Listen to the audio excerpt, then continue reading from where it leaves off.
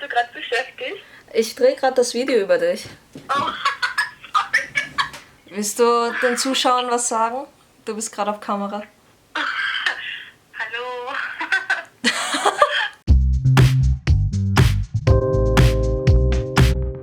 Howdy! Long time no see! This used to be an undercut. Let's pretend we didn't see it, because if we pretend it's not there, then it doesn't exist. So yeah, hey, I kind of left the last video on a very weird cliffhanger, and I apologize for that. I'm taking a bit because I've been thinking about how I should tell this story. Because I've been wanting to talk about the story for the longest time, but I just never told anyone about this ever. So you're going to be one of the first people to hear about my story. This is about a relationship that just changed me completely. It made me stronger, but it also completely fucked me up for a while. Both her and I did horrible things to each other without noticing. We didn't know better. We were both teenagers and absolute idiots. It was just not a good relationship. And with this video, I don't want to just talk about the relationship. I want to reflect on it with you together 6 years later. So you won't make the same mistakes as I did, hopefully. We were both very clingy people who needed attention. We were spending a lot of time together. She needed me, and I wanted to be needed by her.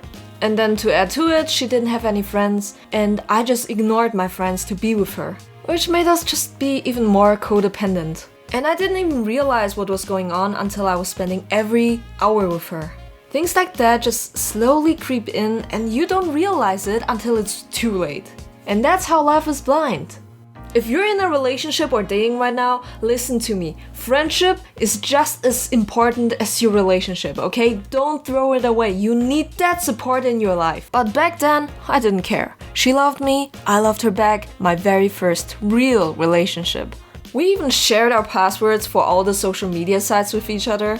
That's how much we trusted each other. And I'm saying trusted because trust isn't about knowing everything about your partner. It's about not knowing everything and be okay with it. Katja had some major trust issues from her previous ex because he cheated on her. So she ended up monitoring my every contact with other people, and at any attempt of something that looked like flirting, she would get mad at me immediately. She would log into my Facebook and send text messages to people from my account in my name, and then delete it so I won't see or know anything about the message she sent, and then delete the response of the other person too so I wouldn't know what they talked about. I found out about this because one day a friend of mine called me at night out of the blue while I was with Katja, and she was super mad at me. While I was panicking, Katja laughed her ass off. My friend heard Katja's laugh and got furious and ended the call right away. I turned to Katja and asked what was going on and why she's laughing so much about my friend being mad at me.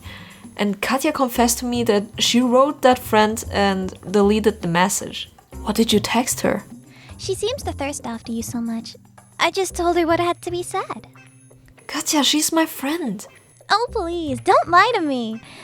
You want her, and now you can't get her anymore. Nani? After a heated conversation with Katja and after I found out what was going on, I immediately apologized and explained the situation to my friend. She didn't respond and I thought the friendship was over.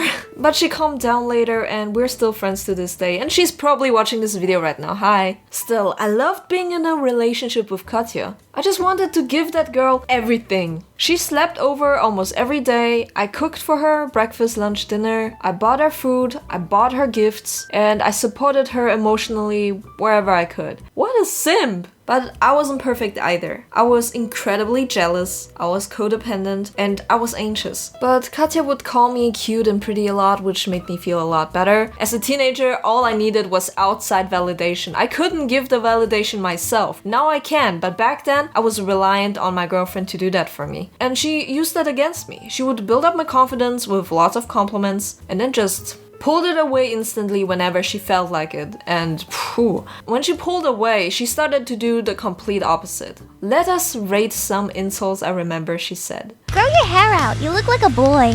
1 out of 10. I mean, come on, you date boys and girls, so let me have my haircut. It doesn't matter, right? Go and lose some weight, you look like a potato.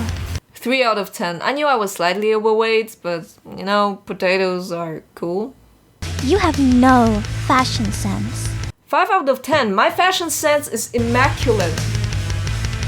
When I confronted her about the insults, she just said, I was just joking. Why are you taking it so seriously? which was apparently her get out of jail free card.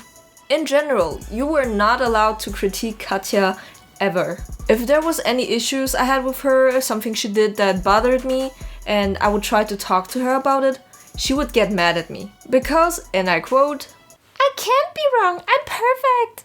Jesus Christ, when she did that, it felt like I was dating my mom.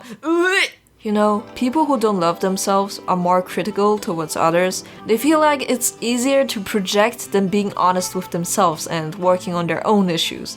And that's what happened in the relationship, lots of projecting. And because Katya could not take even the tiniest bit of criticism, we fought a lot. And the fights were so unproductive and unnecessary. It felt like this relationship was a dumpster fire and we both just kept on throwing in wood to make it burn brighter. It just turned into a fight of who can hurt the other person more. We both knew about each other's insecurities and we used them like bullets at each other. It was horribly toxic. But now, 6 years later, as a more mature person reflecting upon it, I can only say, she started it first, okay?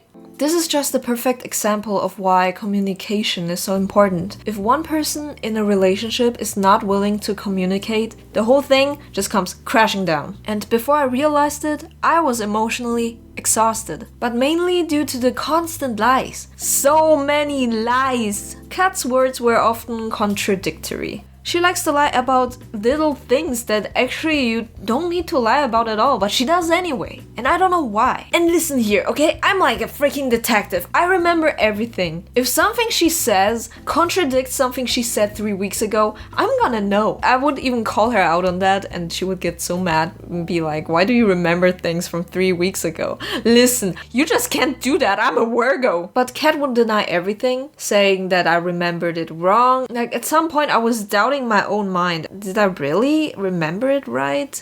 Maybe Kat's right? I thought I was going mad. Which, you know, classic gaslighting.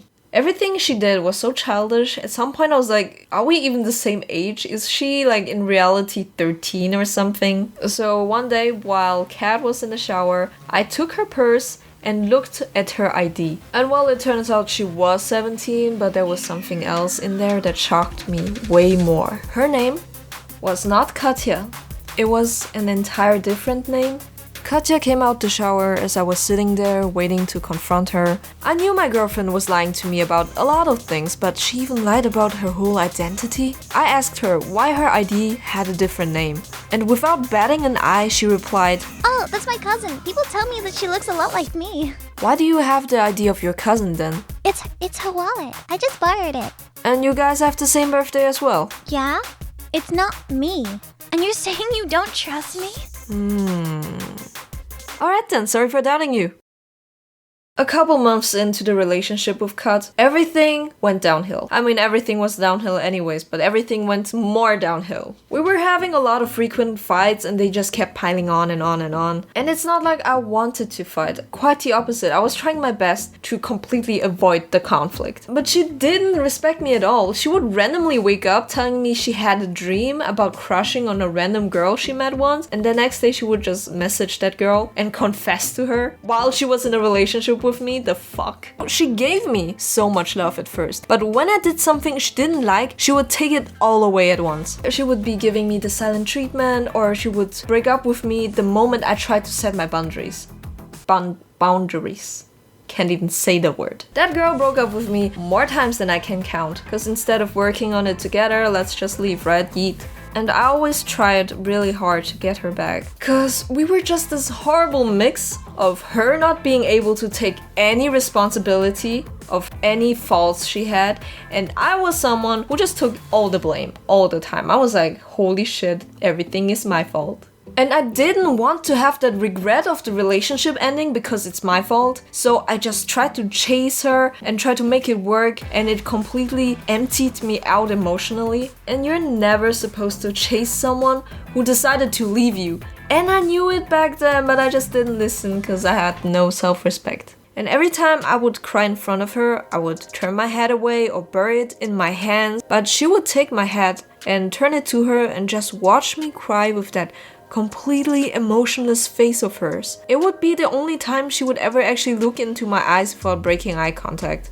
It's like she wanted to make sure I was hurt. Why would you be so dumb and ask her to come back to you, Relachi? Honestly, it's super easy to see how manipulative she was on the outside, but when you're in love, you is blind. I have glasses, okay? I'm extra blind. When you're in a bad relationship and you're making a lot of excuses, to you they make sense, but honey, they don't. Boy, I just remembered, I made so many excuses for Katya. Frequently making excuses for your partner isn't something you should do in the first place. Because that means they're showing you a behavior that needs an excuse. You ain't a lawyer, this isn't Ace Attorney. We only make these excuses because they are more comforting than the harsh truth you deny. I wouldn't have been together with her if she only sucked. I enjoyed the time a lot when we were together and not fighting, and it felt like we were besties in a relationship. She made me laugh and be happy so often, but she would also hurt me and make me cry just as much. Every time we'd get back together, it was like the beginning of the relationship again. We'd appreciate each other and everything was intense, which is what made this on and off relationship so addicting. But then those abusive patterns slowly creep in, gets worse, improve, then it's good for a bit, then it's bad again. And my dumbass be just looking at the good parts,